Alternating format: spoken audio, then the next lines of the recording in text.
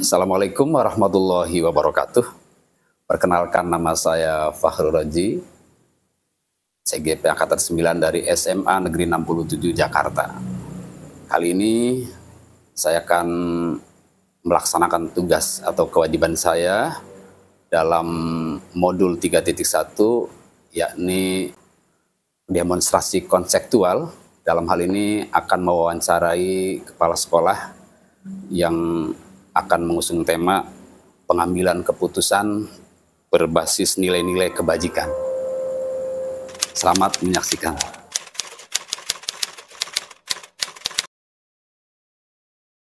Assalamualaikum warahmatullahi wabarakatuh. Kembali bertemu dengan saya, Fakhrul Raji, CGP Angkatan 9 dari SMA Negeri 67. Kali ini saya sudah bersama Kepala Sekolah SMA Negeri 67, Ibu Hajah Iso Sukaisah. Assalamualaikum Ibu Iso. Waalaikumsalam warahmatullahi wabarakatuh. Mohon maaf mengganggu waktunya. Baik Pak Ustadz. Iya. Jadi saya datang ke sini ingin menggali informasi dari Ibu selaku orang yang sudah pengalaman memimpin sekolah. Tentu banyak kasus yang Ibu hadapi dan sepertinya saya melihat Ibu bisa mengatasi itu semua ya. Alhamdulillah. Maka saya perlu menimba ilmu dari Ibu. Dan ini kebetulan adalah tugas juga, jadi ada dua kebutuhan, satu kebutuhan pribadi sebagai orang yang haus ilmu tentunya, yang kedua adalah tugas dari instansi atau dari pimpinan kami. Baik Ibu, yang pertama saya ingin tahu dari Ibu, nih kan tentu banyak kasus yang Ibu alami ya, bagaimana cara Ibu mengidentifikasi kasus-kasus tersebut, memilah-milahnya, mana yang termasuk dilema etika, mana yang termasuk bujukan moral, dan lain-lain. Itu saja dulu yang pertama saya tanyakan. Baik Pak Ustadz. Pertama berarti terkait identifikasi kasus ya Pak Ustadz. Betul kata Pak Ustadz tadi bahwa sebagai pemimpin pembelajaran, saya banyak menemukan kasus atau permasalahan. Baik permasalahan pada murid-murid, pada orang tua ataupun pada guru dan tendik Pak Ustadz. Nah, berkaitan dengan kasus pada murid ya, karena kita IKM, kita ini sekolah yang mengimplementasikan kurikulum merdeka, maka semua kepentingan harus berpihak kepada murid ya Pak Ustadz. Jadi saya mungkin fokusnya pada murid saja. Nah, untuk mengidentifikasi kasus-kasus pada murid itu saya memiliki jadwal rapat koordinasi, yaitu dengan wali kelas, kemudian dengan guru BK, dan juga dengan tim kesiswaan. Itu cara saya untuk mengidentifikasi kasus-kasus tersebut. Kemudian kalau dipilahnya ya tentu berdasarkan kasusnya jenis apa gitu. Nanti pemilahannya di situ. Artinya intinya ketika mengidentifikasi saya mengumpulkan elemen-elemen tadi. Ya, ada guru BK, kemudian wali kelas, kemudian tim kesiswaan. Rapat secara rutin setiap bulan. Gitu Pak Ustadz. Ya, baik. Nah, ketika Ibu sudah mengidentifikasi ya kasus-kasus itu, kan ada yang menjadi dilema tentunya kan. Betul. Ini benar, mana yang harus didahulukan nih menurut Ibu nih. Nah, oleh karena itu saya bertanya nih, bagaimana cara Ibu menjalankan pengambilan keputusan tersebut untuk kira-kira tidak merugikan salah satu pihak yang Ibu putuskan itu? Baik, biasanya saya mencari data dulu Pak Ustadz, mencari data dan fakta yang akurat untuk mempertimbangkan keputusan apa yang diambil. Selain itu, saya juga berkolaborasi dengan tim saya tadi ya, dari wali kelas, kemudian guru BK, kemudian tim kesiswaan, kemudian bisa juga dengan guru-guru tertentu ya. Jadi caranya seperti itu. Saya berkolaborasi, kemudian mengumpulkan data-data dan fakta ya, sehingga dalam pengambilan keputusan diharapkan tepat dan bisa dipertanggungjawabkan. Seperti itu Pak Ustadz. Oh, jadi itu sudah termasuk langkah-langkahnya ya? Betul. Nah, kemudian kira-kira apa saja yang menurut Ibu dianggap paling efektif dari pengambilan keputusan itu? Oke, yang paling efektif ya tentu tadi yang saya sebutkan itu udah efektif Pak Ustadz. Jadi pengalaman saya selama pengambilan keputusan itu tadi mengumpulkan data dan fakta yang akurat untuk saya pertimbangkan, kemudian berkolaborasi. Dua hal itu yang selalu saya gunakan ketika saya mengambil keputusan. Artinya saya tidak mengambil keputusan untuk kepentingan saya pribadi, untuk kepentingan golongan tertentu tidak, tetapi fokus pada kepentingan murid. Nah, itu tadi berkolaborasi. Karena ketika keputusan yang diambil tidak didukung oleh data dan fakta yang akurat, maka keputusannya bisa jadi tidak bijak gitu. Dan bisa jadi juga tidak tepat sasaran. Seperti itu Pak Ustadz. Iya, ya baik. Terus kira-kira selama ini Ibu mengalami ada tantangan tidak dalam hal pengambilan keputusan itu? Pasti ya, pasti selalu ada tantangan. Bisa dari internal, tantangannya bisa juga dari eksternal. Karena ada kalanya ketika ada salah satu murid mungkin dalam tanda petik kita anggap bermasalah pada guru tertentu, tapi di guru lain tidak. Ada yang seperti itu. Jadi guru yang merasa, oh anak ini tidak bermasalah kok dengan saya gitu. Nah ini juga salah satu tantangan dari internal.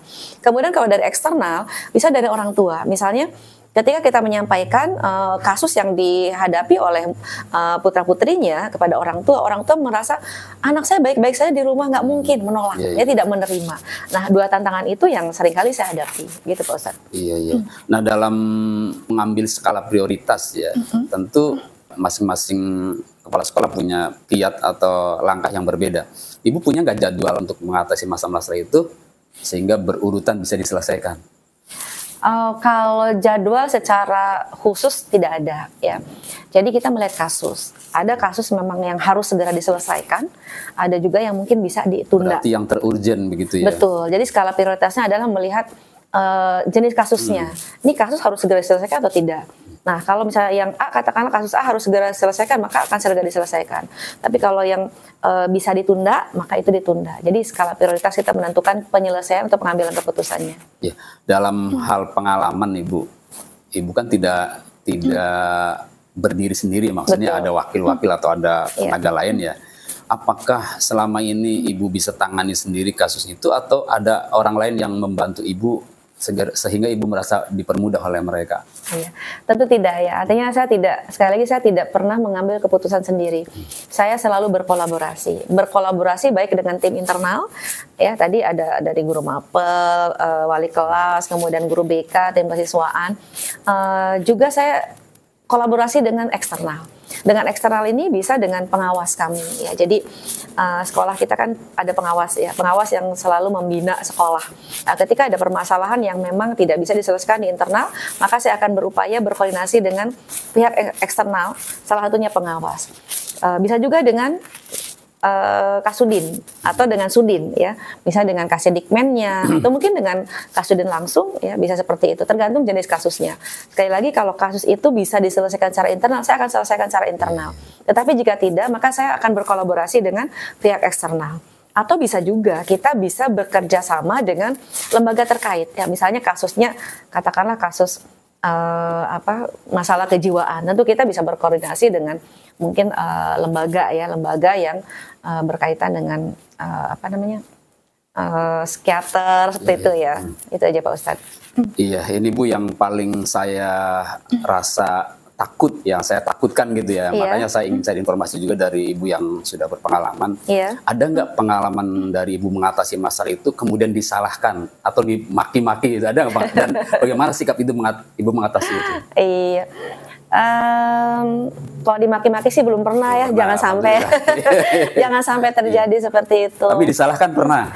Disalahkan ada ya, pernah. Nah, bagaimana tuh sikap Ibu untuk mengatasi? Kalau saya sih lebih ke tenang aja ya, dalam arti saya secara pribadi itu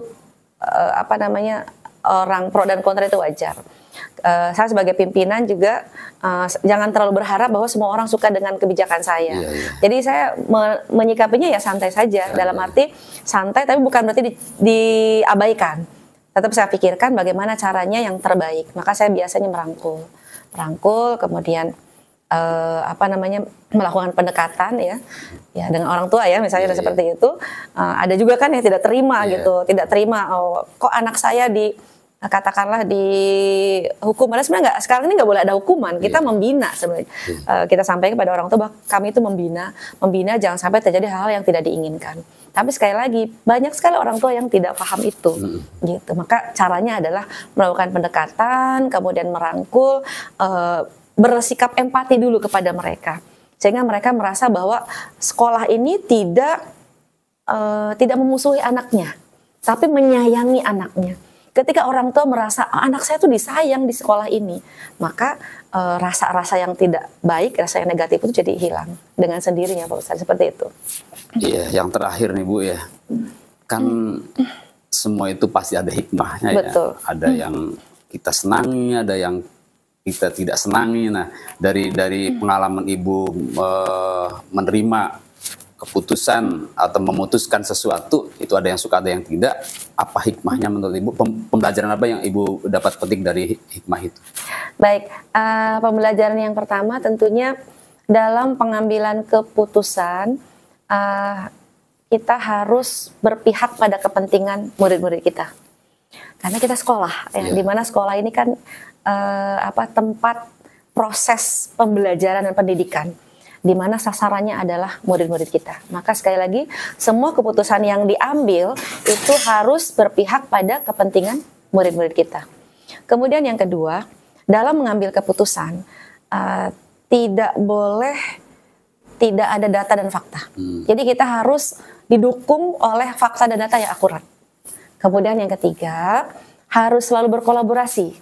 Ya, jadi jangan mengambil keputusan sendiri. Kolaborasi dengan tim internal ataupun dengan tim eksternal. Kemudian yang keempat, Pak Ustadz, ini mungkin sedikit tambahan wawasan saja untuk Pak Ustadz yang insya Allah nanti akan jadi calon pemimpin pembelajaran, amin ya, saya doakan bahwa seorang pemimpin itu harus punya keberanian, harus punya nyali. Jadi kalau saya mengutip pendapat salah satu tokoh nasional kita bahwa pemimpin itu berasal dari dua kata, pemimpi plus N. Pemimpi artinya seorang yang punya mimpi, mimpinya mimpi besar, punya inisiatif, punya kreativitas, punya inovasi. Nah itu seorang pemimpin. Ya. N-nya apa? N-nya adalah nyali. Nyali itu adalah keberanian. Jadi seorang pemimpin harus punya keberanian untuk mengambil keputusan apapun resikonya. Demikian Pak Ustadz. Iya, paham. Alhamdulillah banyak sekali ilmu yang bisa saya petik dari informasi Ibu ini ya. Terutama dalam pengambilan keputusan yang berbasis nilai-nilai kebajikan ya. Baik. Sekali lagi saya ucapkan terima kasih. Baik. Tadi sudah terakhir ada kesimpulan saya tangkap sudah disimpulkan. Jadi untuk sesi ini saya undur diri. Baik. Terima kasih sekali lagi atas ilmunya. Terima kasih juga Pak Ustadz sudah sama-sama. berkenan mewawancari saya. Saya doakan semoga Pak Ustadz sukses. Amin ya.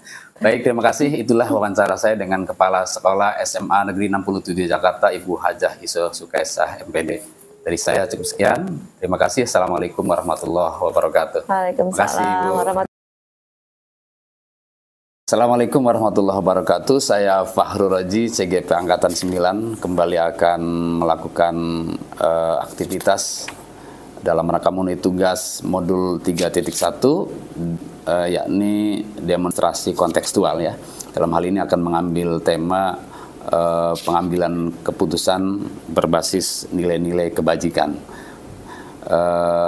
Saya saat ini bersama dengan Kepala Sekolah SMA Negeri 113, Bapak Ismail.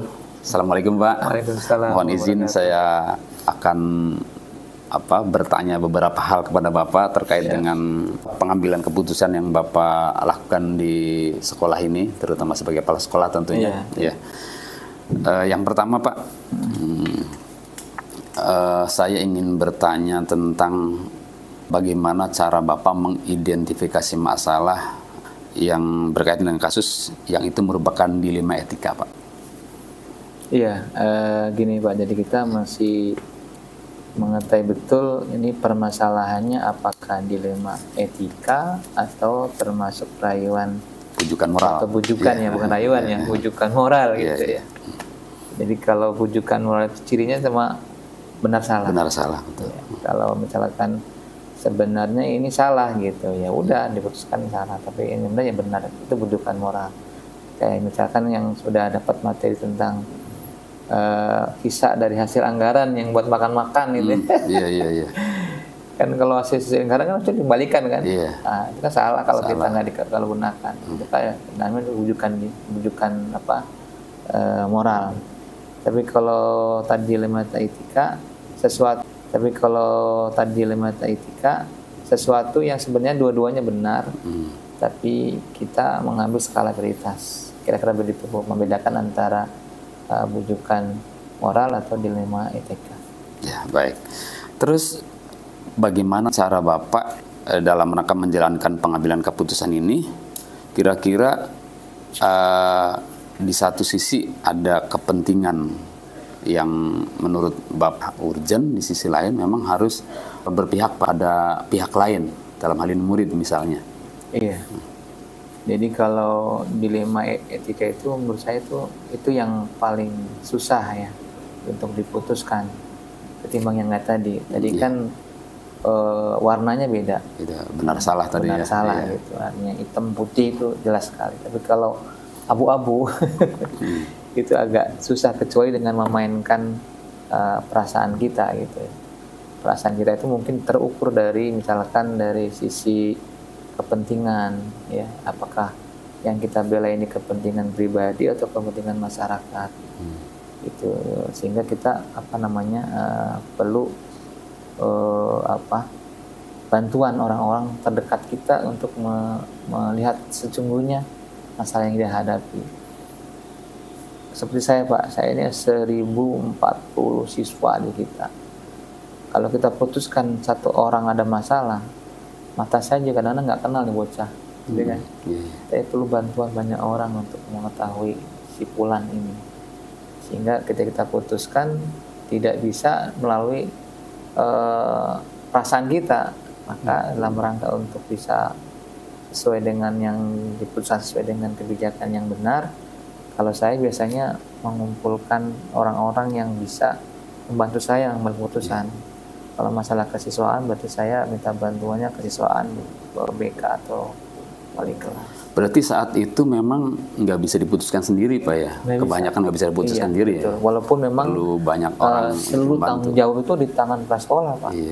Tapi kalau sudah menyangkut penilaian, kan kita nggak bisa menilai mata kita semua satu. Itu bantuan orang.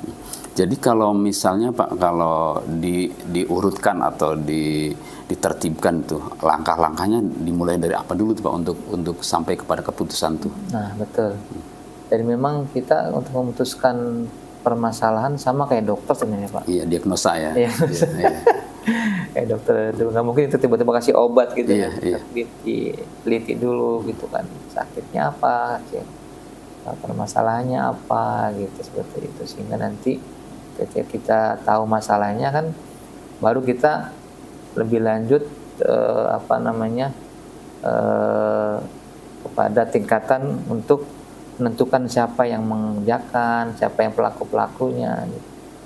Nah kalau pengalaman saya pribadi Pak, ketika ada suatu masalah dia tidak bergerak sendiri Pak. Pasti ada yang lainnya, ada temannya, ada orang-orang yang mempengaruhi ini. Berantem aja antar kelas itu pasti nggak, setelah diteliti merucut, oh ini pelaku sebenarnya. Berarti di sana identifikasi ini dulu ya, berapa pelaku ya? Enggak, pertama masalah pelakunya siapa? Pelakunya siapa?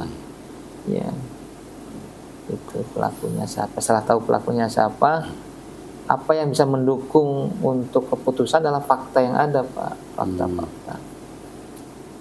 Ya, saksi itu contohnya. Kayak sini ada pernah kejadian anak ngebully temennya sampai mukul. Nah, itu kan setelah diteliti siapa pelakunya, kan kelihatan banyak tuh. Ternyata cuma nonton doang Pak yang itu. Ternyata setelah diteliti, oh ini anaknya, pelakunya ini. Fakta-faktanya ada, ini bekas pukulan gitu kan. Terus saksi-saksinya ada, guru itu nggak ada gitu. Jadi kita memang perlu mengumpulkan fakta-fakta yang ketiganya Pak ya. Kemudian setelah itu kita juga langkah-langkahnya mengetahui benar apa salahnya. Kan perlu ditanya. Sebenarnya kadang-kala ada anak itu kan jawab pertanyaan kita masih jujurnya Pak. Maka kita cari orang yang terdekat, dengan BP biasanya ya, ngomong lembut segala macam. Baru terungkap tuh ya. Iya, itu menguji benar salah. Gitu, menguji benar salah. Bisa jadi itu benar, bisa jadi juga salah. Gitu. Kemudian yang berikutnya adalah kita juga mengambil langkah-langkah revolusi yang 4 dilema itu ya Pak. Ini apakah kalau kita ambil keputusan ini menyangkut pribadi atau menyangkut masyarakat sebetulnya. Individu atau kelompok begitu ya. Gitu. Kemudian mengambil rasa keadilan atau rasa kasihan, gitu kan. Kemudian kita ambil juga yang lainnya, lawan benar atau kesetiaan. Ini masalahnya jangka pendek atau jangka panjang. Jadi kita ambil langkah-langkah seperti itu Pak sebagai pertimbangan agar nanti keputusan itu tidak menghasilkan keputusan yang merugikan banyak orang. Misalkan mungkin juga Bapak pernah mengalami di sekolahnya Pak. Anaknya sebenarnya tidak naik kelas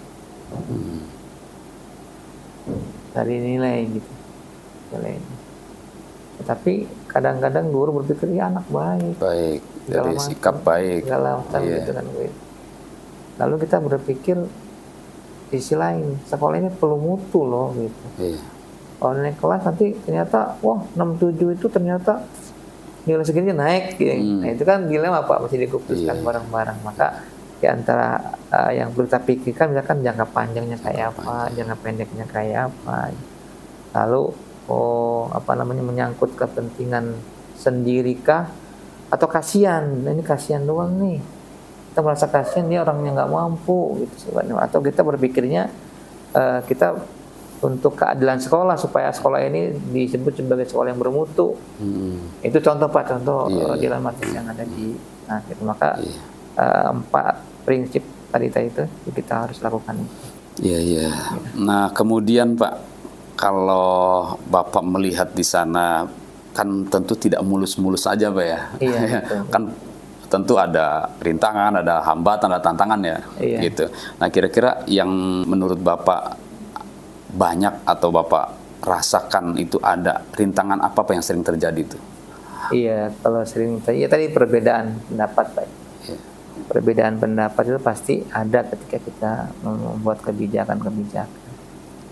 Dan kalau sudah kebijakan ini menyangkut orang-orang yang baik, orang-orang yang punya keinginan yang sama dengan kita, itu kadang-kadang udah dekat dengan kita, tapi kita berbeda dengan dia keputusannya.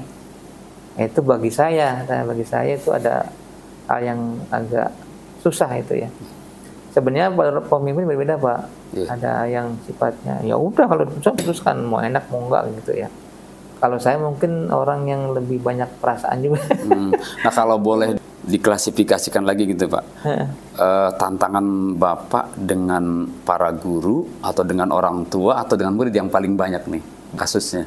Kalau ketika mau memutuskan nih, saya nggak enak sama guru, apa nggak enak sama orang tuanya, apa nggak enak sama anaknya gitu Pak, kalau mau ngambil kebijakan. Kebijakan yang lebih banyak itu ketika kita mengambil keputusan di mana keputusan itu adalah menyangkut orang-orang terdekat kita. Para guru kalau begitu? Terdekat guru bisa, terusnya misalkan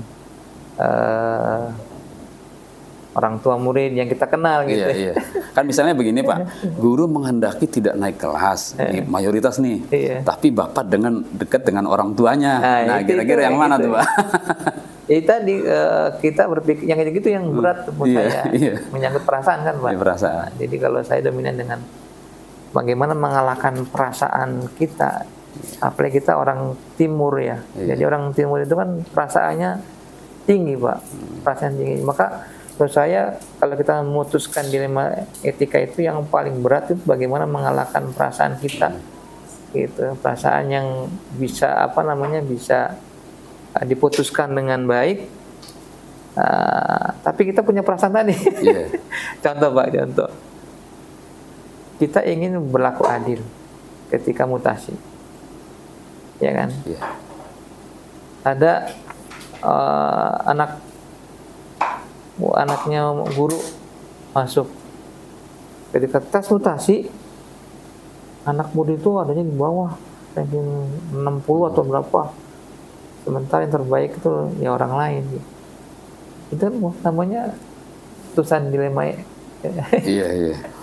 Di sisi lain kita menjaga perasaan sesama orang yang berjuang di sekolah ini, di sisi lain kita bicara mutu kan gitu. Kalau boleh dipastikan gitu Pak, kira-kira Bapak mau mendahulukan yang mana nih? Keadilan atau tadi kasihan? Nah ya tadi keputusan itu kadangkala kita memutuskan keadilan. Keadilan. Iya, tapi kadang tertentu di sana berarti mengalahkan perasaan. Perasaan. Ya. Iya. Nah kemudian kadang-kala kita kayaknya kemudian mengambil isi kasihan. Iya. Itu kan makanya kita mau bicara manapun standar kebenarannya menurut saya relatif. Relatif. Iya, ini nih Pak, mungkin yang terakhir kali Pak ya. Saya kan belum pernah ada sih pengalaman saya juga ada, cuman kan tidak sebagai kepala sekolah gitu ya. Hanya lebih berat Bapak gitu. Nah, dari pengalaman itu saya juga tidak ingin terjadi pada saya. Ada nggak Bapak pernah misalnya disalahkan sampai dimaki-maki misalnya gitu ya. Nah, terus kemudian bagaimana cara Bapak mengambil hikmah dari pelajaran itu? Iya. Kalau misalnya ada gitu. Kalau dicaci maki saya belum pernah. Alhamdulillah ya. Dicaci maki belum pernah, di secara frontal di depan umum juga belum pernah. Tapi kalau masukan secara pribadi masuk ke ruangan saya sudah ada. Gitu. Dan artinya saya membuat sebuah pelajaran yang baik itu ketika kita mampu membuka diri. Iya, berarti di sana melihat ada hikmah dan ada pembelajaran bagi Bapak gitu ya. Betul. Nah setelah kita membuka diri, ternyata hasilnya lebih baik. Iya. Tapi kalau kita ngotot dengan apa yang kita anggap benar dalam sisi kita, orang lain yang punya mungkin pengalaman yang berbeda dan punya hikmah yang lebih baik, ketika rapat sih kelihatan saya lebih unggul tapi ketika dia datang, ini loh Pak maksudnya bla bla bla bla bla bla. Oke, saya setuju dengan Bapak. Iya. Itu kan mengalahkan ego saya. Iya, berarti di sana mengalah itu lebih baik Pak ya. Mengalah ketika saya menganggap bukan mengalah Pak. Ketika kita mengakui bahwa itu sebenarnya benar gitu. Benar gitu. Tapi tadi itu karena mungkin banyak orang nggak tersampaikan dengan baik ketika datang. Nah kalau kita ngotot dengan kita kan diputuskan di sana kayak gitu kan. Iya. Ternyata ketika kita ikutin, saya lihat ternyata hasilnya luar biasa gitu seperti itu. Artinya memang terkait dengan dilema ini juga kita harus membuka diri. Tidak boleh kita apa yang kita anggap benar itu yang saya lakukan. Cepat logis, bersifat objektif terhadap apa yang masukan teman-teman kita, maka ternyata itu hasilnya lebih baik. Dan mungkin dapat sebagai Ustadz, saya ingat ketika perang Badar. Perang Badar ketika Rasulullah berpendapat di bukit ini apa? Kata salah sahabat, apakah ini wahyu atau bukan ya Rasulullah? Bukan. Kalau enggak saya berpikir kita menunggunya di oase itu. Rasulullah mengikuti itu. Ternyata ketika Rasulullah mengalah, hasilnya nggak benar. Ketika menguasai oase, kita menang di perang Badar tadi. Ya betul Pak. Jadi hikmah saya ketika iya benar.